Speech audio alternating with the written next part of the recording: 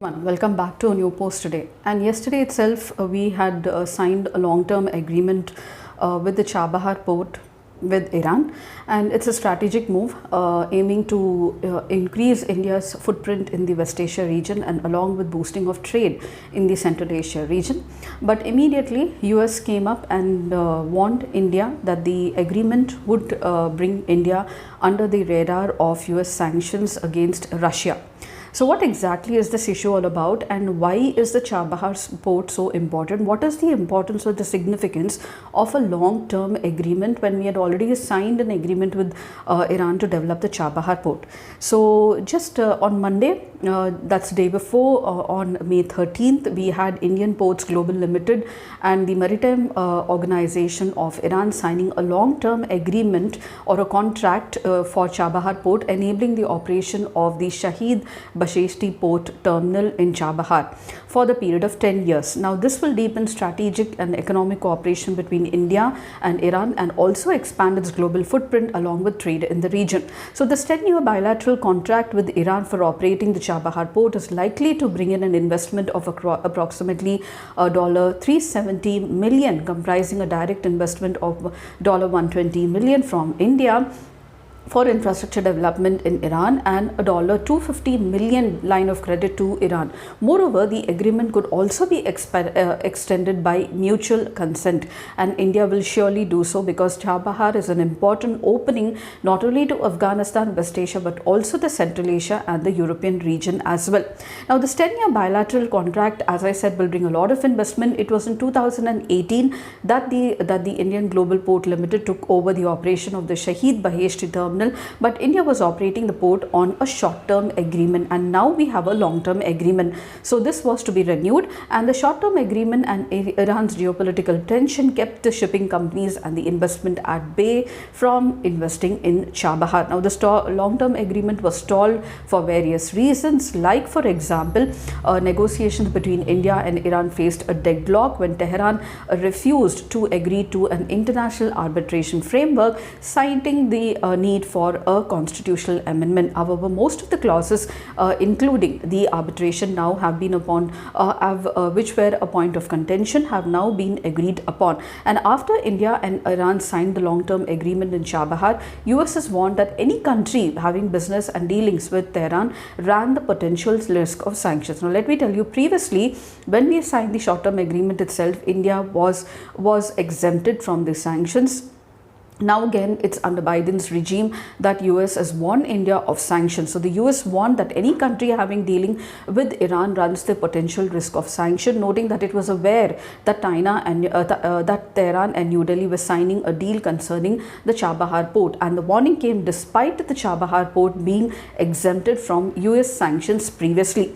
Now, US has exempted India from the sanctions because of a strategic interest in the development of Afghanistan, because somewhere the Chahbahar port will lead to also development of Afghanistan, and Afghanistan was in the economic was in the security strategic interest of the US. So in 2018, the US was exempted India from certain sanctions for the development of Chahbahar port and also the construction of a railway line that was connecting it to Afghanistan. This would lead to development of Afghanistan, and the decision was exempted by the then President Donald Trump, which had just imposed tough sanctions on Iran and was recognizing India's role in the development of the Chahbahar port, which was considered so it exempted India from some of the sanctions because of considering the strategic importance of Afghanistan and from the security point of view.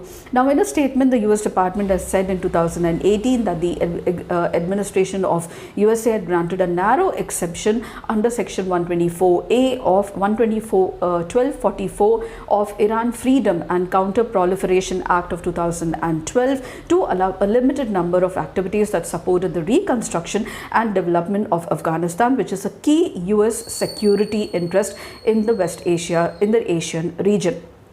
So according to this statement, the exception for Afghanistan development and reconstruction allowed the operation of the Chahbahar port and also interests of India's goals with regard to it. Back then, the State Department had said that the US South Asia strategy underscored the US's support of Afghanistan's economic growth and development, as well as its close partnership with India, and for these reasons it was which that India was exempted from the sanctions by then.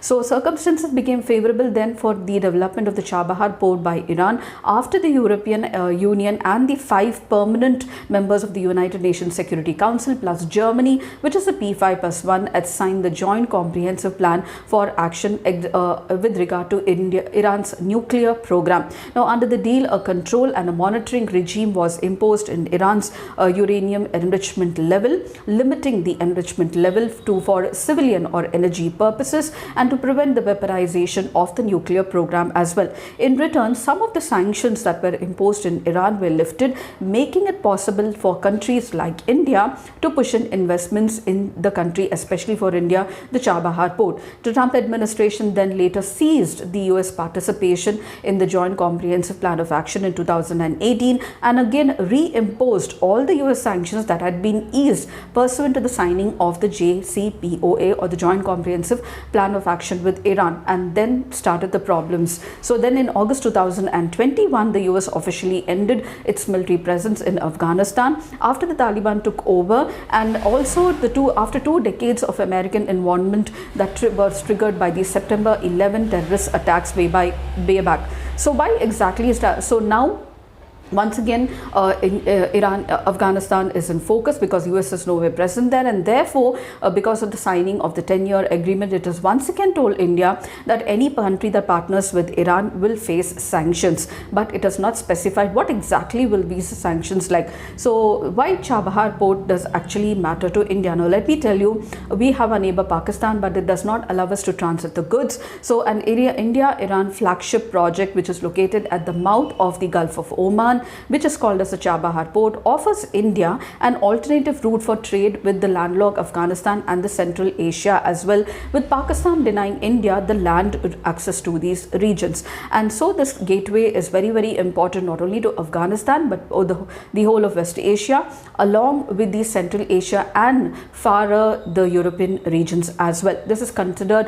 as a gateway to unlocking India's potential with the European countries, since Chahbahar port is also part of the proposed International North-South Transport Corridor, or the INSTC as well. India wants to seek to grow its trade and also its footprint in the West Asia and the Central Asian region, which is a hotbed for not only fuel reserves, for fuel and energy reserves, natural gas, but also is a very huge market for its exports as well, and also is a home to a very large Indian diaspora. The agreement now with India and Iran will give 10-year access to the port and located close to the border of Pakistan.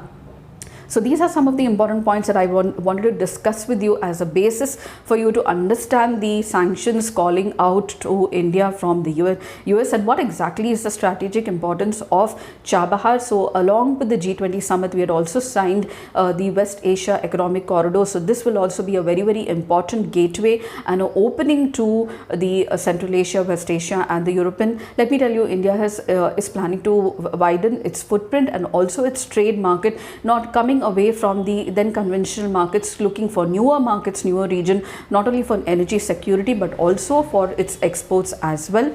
So I hope these few points were really helpful to you all. If you did, please do like, share and subscribe, and don't forget to comment at the end of the video, and I shall see you in my next post. Until then, it's very happy learning.